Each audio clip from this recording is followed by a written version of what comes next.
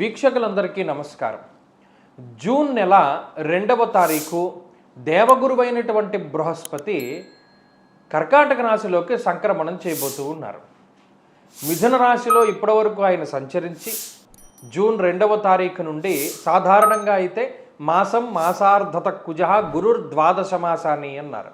అంటే గురుడు ఒక రాశిలో 12 మాసములు తన యొక్క సంచారాన్ని చేస్తారు. అసలు లెక్క ఏంటి అంటే మన పూర్వీకుల యొక్క బుర్ర ఎంత గొప్పది మీరు పరిశీలన చేయండి. గురువు మేషరాశి నుండి మొదలుపెట్టి మీనానికి వెళ్ళి మరలా మేషానికి వచ్చేటువంటి అంటే 12 రాశుల్లో ఎంతకాలం సంచారం చేస్తారు అంటే ఒక్కొక్క రాశిలో ఒక్కొక్క సంవత్సర కాలం పాటు ఉంటాడు ఆయన. 12 సంవత్సరాలు పడుతుంది అంటే మేషం నుండి మళ్ళా మేషానికి రావడానికి. ఇక్కడ సైంటిఫిక్గా కూడా మీరు అబ్జర్వ్ చేయండి, సూర్యుడి చుట్టూ గురుడు తిరగడానికి పట్టేటువంటి కాలం 12 సంవత్సరాలు. మన భూమి సూర్యుడి చుట్టూ తిరిగి రావడానికి ఎంత టైం పడుతుంది? 365 రోజులు టైం పడుతుంది. కానీ గురుగ్రహానికి ఎంత టైం పడుతుంది? 12 సంవత్సరాలు టైం పడుతుంది. అందుకనే భూమి మీద ఉండేటువంటి వాడి కాలమానానికి బృహస్పతి గ్రహం మీద ఉండేటువంటి కాలమానానికి వ్యత్యాసం ఉంటుంది. ఇప్పుడు దేవగురువైనటువంటి బృహస్పతి కర్కాటక రాశిలో ఎంతకాలం ఉంటున్నారు? 12 మాసాలు ఉండాలి, అంటే 1 సంవత్సర కాలం పాటు ఉండాలి. కానీ ఈ సంవత్సరం ఏమవుతోంది? జూన్ నెల 2వ తారీఖు దగ్గర నుండి అక్టోబర్ 31 వరకు గురుడు కర్కాటక రాశిలో సంక్రమణం చేసి నవంబర్ 1వ తారీఖు దగ్గర నుండి జనవరి నెల 26వ తారీఖు వరకు సింహంలోకి సంక్రమణం చేస్తారు. మరలా జనవరి 26వ తారీఖు నాడు కర్కాటకానికి వచ్చి మళ్ళా జూన్ నెల వరకు కూడా ఆయన కర్కాటకంలో సంక్రమణం చేస్తారు. నిజానికి చెప్పాలి అంటే ఈ స్థితిని కొంత విపరీతంగా అభివర్ణించింది పంచాంగ సరళి అనేటువంటి గ్రంథం. ఏకస్మిన్ వత్సరే జీవే రాశిత్రయముపాగతే కునై సప్తకోటిభిః. అంటే ఒకే సంవత్సరం ముందు గురుడు 3 రాశుల్లో సంచరిస్తూ ఉంటే దానివల్ల ఈ భూమండలం మీద 7 కోట్ల పీనుగులు లేచును అనేటువంటి విషయం పంచాంగ సరళి అనేటువంటి గ్రంథంలో చెప్పారు. కాబట్టి అందుకనే మనకి ఇంధన సమస్యలు, లేకపోతేనేమో ప్రకృతి వైపరీత్యాలు, యుద్ధ వాతావరణము, ప్రజలు ఇబ్బంది పడ్డము, ఇటువంటివన్నీ మొదలుపెట్టి ఏదో కొత్త వైరస్ వస్తుంది, హంటా వైరస్ అని ప్రచారం జరగడం, ఇవన్నీ కూడా ఏమిటి, దీనికి ఏంటి సంకేతం అంటే రాబోతూ ఉన్నటువంటి వైపరీత్యాలకి. కాబట్టి ఈ బృహస్పతి యొక్క మార్పు ప్రకృతి మీద ఏ విధమైనటువంటి ప్రభావాన్ని చూపెడుతుందో ఇండివిజువల్గా కూడా అదే రకమైనటువంటి ప్రభావాన్ని చూపెడుతుంది. ఆ విషయాన్ని ఈ వీడియోలో క్లుప్తంగా తెలుసుకుందాం. ఒక్కొక్క రాశిపైన గురుని యొక్క సంచార విశేషాలను మనం ఇప్పుడు చూద్దాం. కర్కాటక రాశి వారికి దేవగురువు అయినటువంటి బృహస్పతి జన్మ రాశి యందు సువర్ణమూర్తిగా సంచరిస్తారు. చాలామందిలో పొరపాటు ఏంటి అంటే సువర్ణమూర్తి అంటే గొప్ప కదా, అంటే శుభ ఫలితాలు వస్తాయేమో అని అనుకుంటారు. కాదు, ఇక్కడ మూర్తిత్వం ఎలా చెప్తారు అంటే ఆ రాశిలో ఆ గ్రహం ఏ విధమైన ఫలితం ఇవ్వబోతూ ఉన్నది. సువర్ణమూర్తి వచ్చారు అంటే ఆయన మంచి ఫలితం అయితే 100% మంచి ఇస్తాడు, చెడు ఫలితం అయితే 100% చెడు వస్తుంది. అలాగే రజతమూర్తి అయితే 50%, ఇలా మనం కేటగిరైజ్ చేసుకోవాలి. ఇప్పుడు కర్కాటక రాశి వారికి ఏమైనది? సువర్ణమూర్తిగా జన్మ రాశిలో సంచరిస్తారు.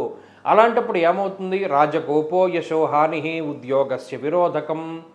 ఎందుకు? ద్వాదశాష్టమ జన్మస్థ శన్యర్ కంగారక గురుడు కానీ లేకపోతే శని కానీ కుజుడు కానీ ఈ గ్రహాలు జన్మరాశి ఎందు సంచరించకూడదు. చేస్తే ఏమవుతుందంటే సంచారం చేస్తేనో అంటే జన్మరాశి అనేటువంటిది మీ చంద్రలగ్నం కదా, అంటే చంద్రుడు ఉన్నటువంటి రాశి కదా మీ జాతకంలో. అందువల్ల మానసికమైనటువంటి సమస్యల్ని ఎక్కువ ఇస్తాయి, మానసికంగా ఎక్కువ పీడిస్తాయి ఈ గ్రహాలు. రాజకోపో ఉన్నతాధికారులతోటి సమస్యలు వస్తూ ఉంటాయి. అంటే మీ పై అధికారి ఎవరైతే వాళ్ళు మిమ్మల్ని విపరీతంగా ఇబ్బంది పెడుతూ ఉంటారో, లేదు అప్పుడప్పుడు మిమ్మల్ని కావాలని ట్రాన్స్ఫర్ చేయిస్తారు, కావాలని ఉద్యోగాల్లోంచి తీసేస్తారు. అలాగే మీ మీద లేనిపోని నిందారోపణలు చేయబడుతూ ఉంటాయి.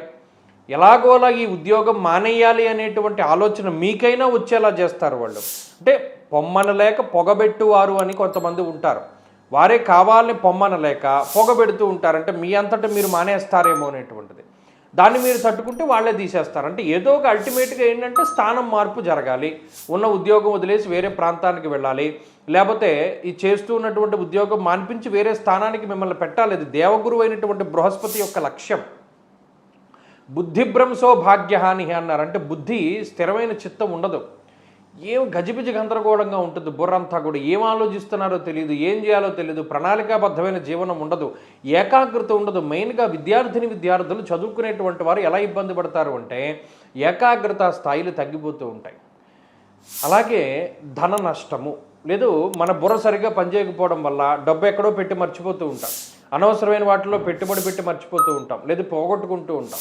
ఇలా అనేక రకాలైనటువంటి చెడు జరగడానికి అవకాశం ఉంటుంది. ఏమండి ఇంత నెగిటివ్గా చెప్తున్నారు అని అంటే, గురుడు జన్మరాశిలో ఉన్నప్పుడు కుర్వంతి ప్రాణ సందేహం స్థానభ్రష్టం ధనక్షయం అన్నాడు. అంటే ప్లేస్ అయినా మారుస్తాడు, డబ్బునైనా ఖర్చు పెట్టిస్తాడు ఆయన. మరి ఏం చేయాలండి గురుబలం పెరగాలి అంటే? ఇది ముఖ్యమైనటువంటి విషయం. ఒకటి, మనకి అదృష్టం లేదు, టైం బాగా లేదని తెలుసుకోవడం కూడా చాలా ముఖ్యం. బాగాలేనప్పుడు ఏం చేయాలి? కర్కాటక రాశి వారు ఎక్కువ గురుబలాన్ని పెంచుకోవడానికి దక్షిణామూర్తి ఆరాధన కానీ దత్తాత్రేయ ఆరాధన కానీ చేస్తూ ఉండాలి. శనగపప్పు శనగలతో చేసినటువంటి పదార్థాలను దానం చేస్తూ ఉండాలి. లేదు పసుపు రంగు పళ్ళు కానీ స్వీట్లు కానీ దానం చేస్తూ ఉండాలి. తక్కువగా మాట్లాడుతూ ఉండాలి, తక్కువగా భోజనం చేస్తూ ఉండాలి, తక్కువగా నిద్రపోతూ ఉండాలి, తక్కువగా వ్యాయామం చేస్తూ ఉండాలి, ఎక్కడ అతి చేయకూడదు.